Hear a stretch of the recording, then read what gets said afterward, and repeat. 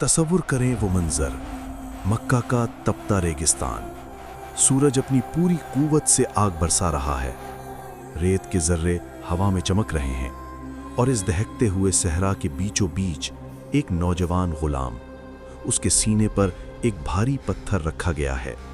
उसका सांस घुट रहा है, उसकी कमर जलती रेत पर तड़प रही है और उसके सर पर खड़े लोग बार बार एक ही सवाल दोहरा रहे हैं, अपना रब छोड़ दो। फिर एक कमजोर सांस के साथ वो वही दो अल्फाज दोहराता है जो उसे ये अजाब दे रहे हैं, अहद अहद। ये कोई अफसाना नहीं, ये वो हकीकी लम्हा है जब एक इंसान की हिम्मत ने तारीख का रुख मोड़ दिया। ये है बिलाल बिन रबाह की दास्तान। ये सिर्फ एक आवाज़ की कहानी नहीं, ये उस हिम्मत की दास्तान है जिसने एक इंसान को पत्थर के नीचे दबा दिया मगर उसकी रूह को आसमानों तक पहुंचा दिया। मक्का के तपते हुए रेगिस्तान में एक ऐसा वाक़या हुआ जिसने महज एक गुलाम की जिंदगी नहीं बदली बल्कि तारीख के धारे को मोड़ दिया। ये कहानी है बिलाल बिन रबाह रज़ी अल्लाह अन्हो की, वो शख्स जिसकी पुकार ज़मानों तक गूंजती रहेगी। वक्त था जब रसूलुल्लाह सल्लल्लाहु अलैहि वसल्लम ने तौहीद की दावत शुरू की। मक्का के ताकतवर सरदारों ने इस नए दीन को कुचलने का फैसला कर लिया और उनका निशाना बने वो लोग जिनके पास समाजी तहफ़्फ़ुज़ ना था, गुलाम। उन्हीं में एक नौजवान था, हबशी नस्ल बिलाल। उसके मालिक थे उमैया बिन खल्फ, जो इस्लाम के सख्त दुश्मन थे। जब बिलाल ने अहद अहद कहकर अपने ईमान का ऐलान किया तो उमैया बिन खलफ के लिए ये बर्दाश्त से बाहर था। उसने फैसला किया कि बिलाल को ऐसा इबरतनाक अजाब दिया जाए कि दूसरों के लिए सबक बन जाए। मक्का की तपती हुई दोपहर, रेगिस्तान का रेत आग उगल रहा है। बिलाल को ज़मीन पर लिटा दिया गया, उसके सीने पर एक भारी पत्थर रख दिया गया। मकसद सिर्फ एक था, वो लफ्ज़ जिसने उसे ये अजाब दिया था उसे वापस ले ले, मोहम्मद सल्लल्लाहु अलैहि वसल्लम को झुठला दे, लात व अज़्ज़ा की पूजा का इकरार कर ले। हर सांस के साथ पत्थर उसके सीने पर दबाव डालता, जलती हुई रेत उसकी कमर को झुलसाती। उमैया बिन खलफ और उसके साथी उसके सर पर खड़े होकर पूछते, बताओ तेरा रब कौन है? और फिर वही जवाब जो कर्ब के बावजूद टूटा नहीं, एक अहद, वो एक खुदा। ये अजाब दिनों तक चला, लेकिन बिलाल का ईमान पहाड़ से भी ज्यादा मजबूत था। सही बुखारी में रिवायत है कि अबू बकर सिद्दीक रज़ी अल्लाह अन्हो एक दिन इस मंजर से गुजरे। उन्होंने देखा कि उमैया बिन खलफ बिलाल को अजियत दे रहा है। उनका दिल भर आया। उन्होंने उमैया से कहा, क्या तुम इसे मारते हुए नहीं डरते जिसके हाथ में तुम्हारी जान है? फिर अबू बकर रज़ी अल्लाह अन्हो ने तिजारत से कमाई हुई अपनी कमाई पेश की। उन्होंने बिलाल को खरीद लिया, सिर्फ एक रकम अदा करके नहीं बल्कि एक इंसान को उसके मुकद्दर से आज़ाद करा के। और फिर वो तारीखी अल्फाज कहे, ये खरीदा अल्लाह के लिए है, तुम आज़ाद हो। ये आज़ादी सिर्फ जिस्मानी नहीं थी, ये एक नई जिंदगी का आगाज़ था। बिलाल रसूलुल्लाह सल्लल्लाहु अलैहि वसल्लम के करीब तरीन हो गए। आप सल्लल्लाहु अलैहि वसल्लम ने उन्हें अपना खादिम ख़ास बनाया।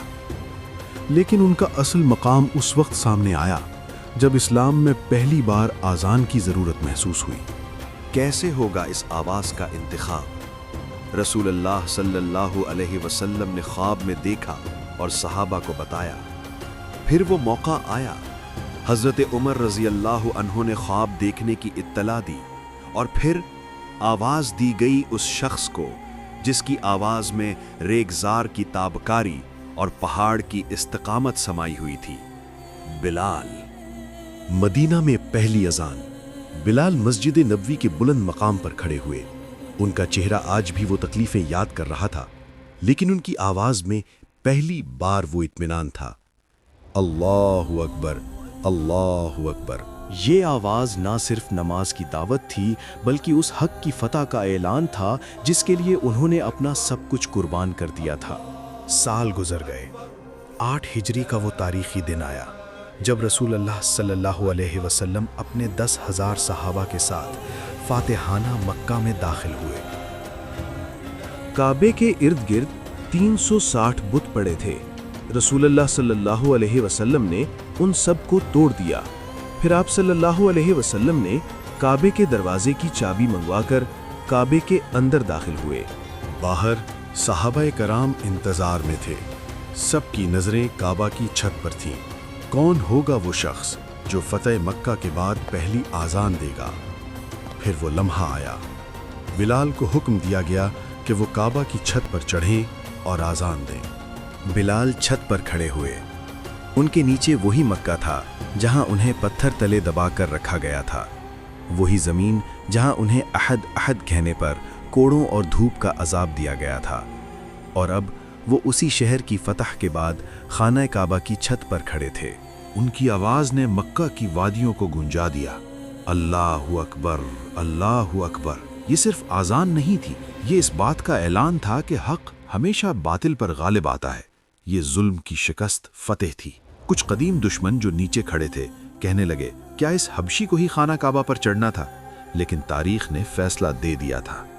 बिलाल रज़ी अल्लाह अन्हु की आवाज़ आज भी हर मस्जिद की मीनारों से गूंजती है। उनका नाम सिर्फ एक मुअज्जिन का नहीं, बल्कि इस्तिकामत, वफा और नाकाबिल शिकस्त ईमान की अलामत है। उन्होंने हमें ये सबक दिया कि इंसान की कद्र उसकी नस्ल या उसकी हैसियत से नहीं, बल्कि उसके दिल में छुपे ईमान और तक़वा से होती है।